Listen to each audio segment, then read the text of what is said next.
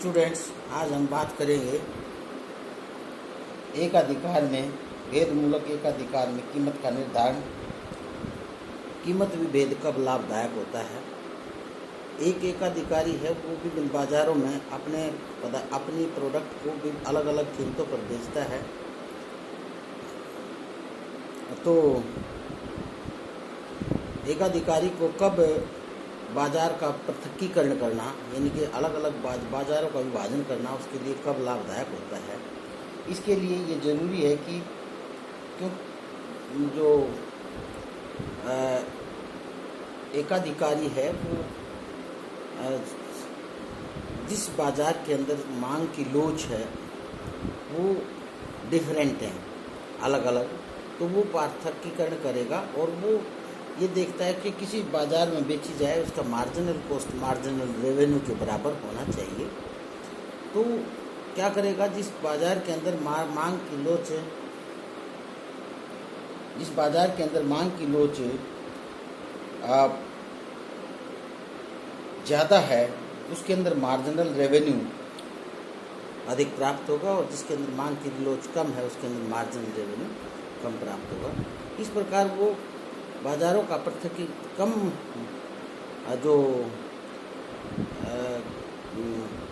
लोच वाला जो बाज़ार है उसके अंदर वो कम पदार्थ उच्च कीमत पर बेचेगा, और जो अधिक लोच वाला मार्केट है, मांग की लोच जहाँ ज़्यादा है उसके अंदर वो ज़्यादा प्रोडक्ट कम लोच के ऊपर बेचेगा।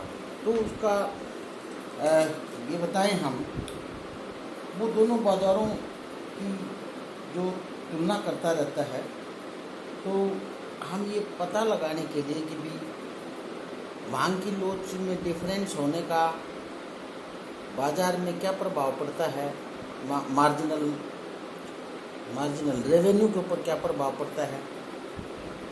तो हम दो बाज़ार ऐसे लेते हैं जिनके अंदर मार्जिनल जो मांग की लोच है वो अलग अलग है। एक में मांग की लोच को हम 2 मान लेते हैं और एक में हम 5 मान लेते हैं।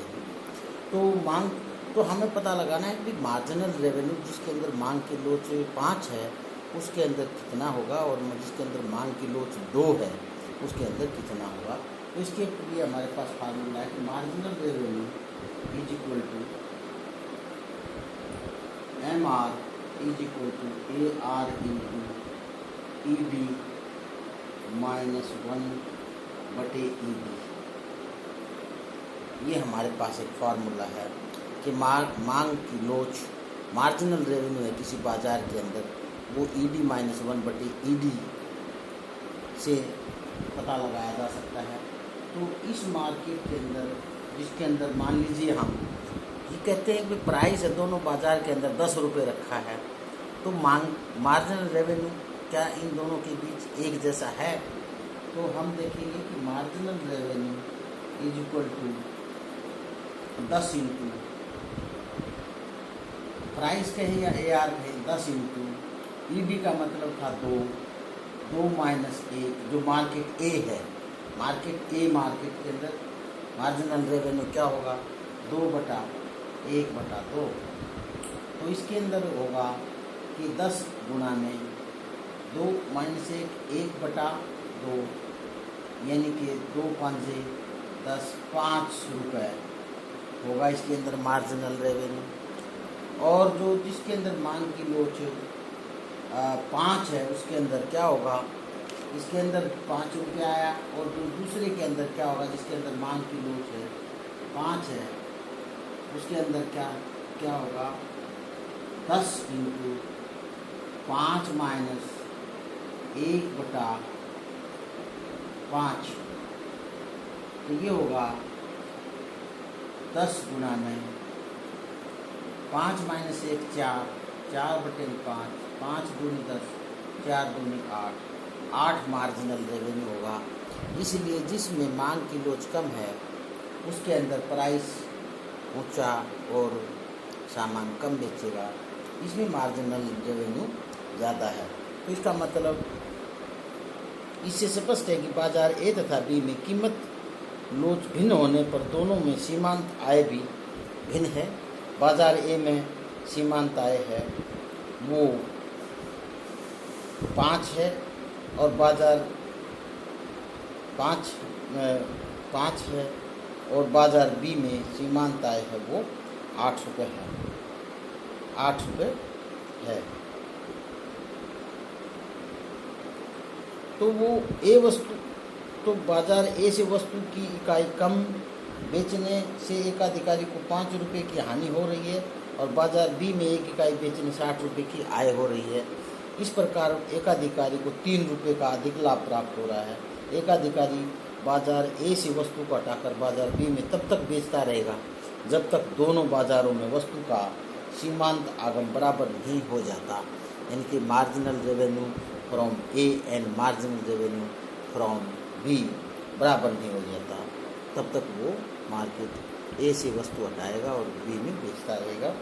भेदमूलक एकाधिकार में कीमत उत्पादन का निर्धारण कैसे हुआ, इसका पता लगाने के लिए कितना उत्पादन करना है, इसके लिए वो दोनों के सीमांत लागत और सीमांत आगम जो वक्र हैं उनकी तुलना करता है एकाधिकारी। सीमांत लागत वक्र marginal cost is equal to marginal revenue, किसका, market A plus market B का, कि वो उत्पादन कहाँ करेगा, यहाँ marginal cost is equal to marginal revenue M R A plus B, और इसमें M R A plus M R B is equal to ये, समझे। तो इसको एम आर ए और एम आर बी का मार्जिनल रेवेन्यू मार्जिनल कॉस्ट की तुलना करेगा।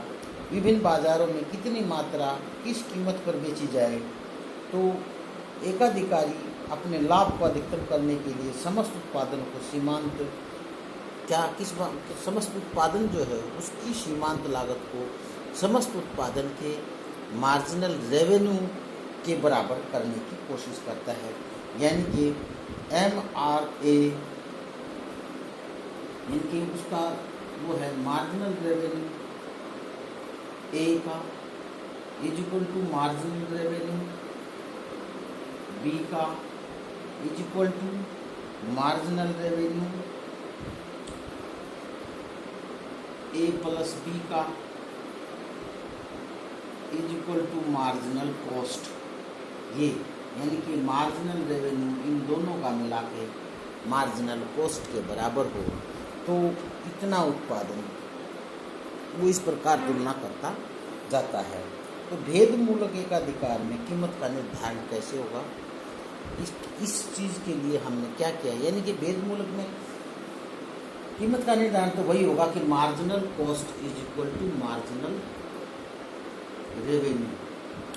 लेकिन यहाँ क्या है कि बाजार दो हैं, दो का मतलब एक बाजार एक है, एक बाजार बी है, दोनों के अंदर मार्जिनल जो इलास्टिसिटी ऑफ डिमांड है वो अलग अलग है, इसलिए वो अलग अलग कीमत के ऊपर अलग अलग बाज़ारों में अलग अलग मात्रा बेचता है। और जब तक वो इनको शिफ्ट करता रहेगा, जब तक मार्जिनल कॉस्ट मार्जिनल रेवेन्यू दोनों बाज़ारों का मार्जिनल कॉस्ट के बराबर नहीं हो जाता, और मार्जिनल रेवेन्यू यानी कि मार्जिनल रेवेन्यू मार्जिनल कॉस्ट के बराबर नहीं हो जाता।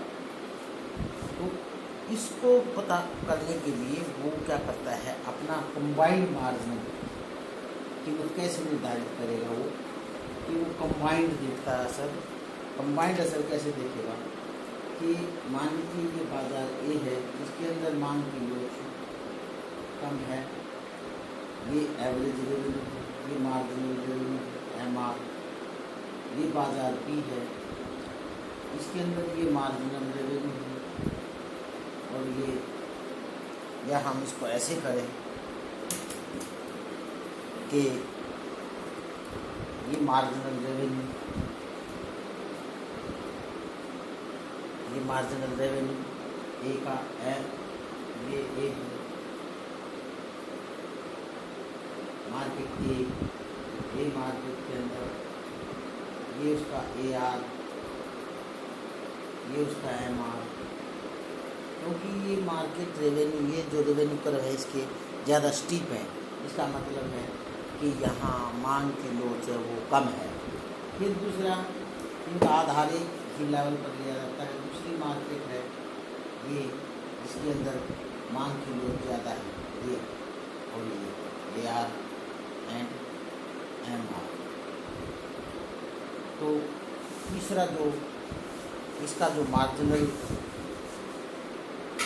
तीसरा जो कंबाइंड जो मार्जिनल रेवेन्यू है, मार्जिनल रेवेन्यू कर्व है, वो तीसरा जो मार्जिनल उनका हम कंबाइंड बना देंगे कि ये। तो हम इनमें इस बात का पता लगाने के लिए हम इनका कंबाइंड मार्जिनल रेवेन्यू और मार्जिनल कॉस्ट बनाएंगे। तो मार्जिनल रेवेन्यू है वो थोड़ा सा इनकी ऐसे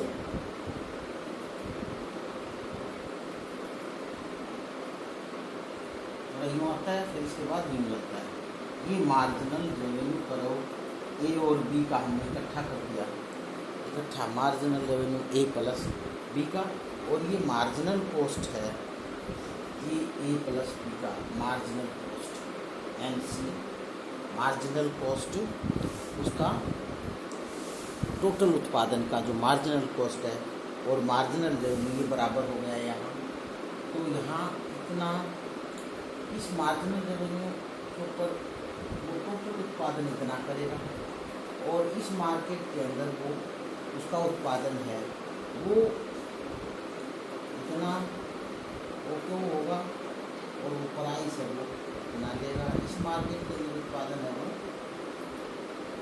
इतना होगा ओके, और प्राइस है वो इतना देगा, ऊँचा प्राइस। इसका मतलब ये है इसके अंदर कम क्वांटिटी, ज़्यादा मार्केट B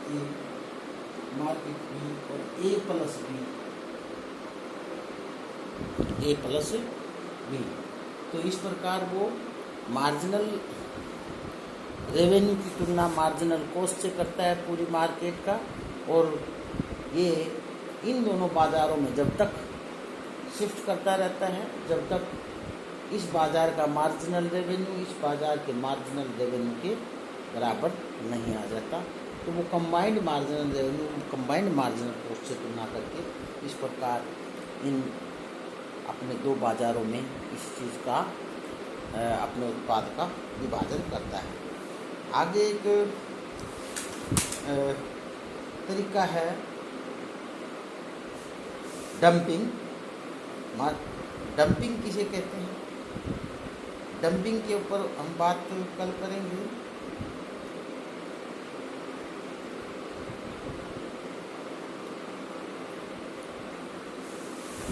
आज इतना ही काफ़ी, थैंक यू।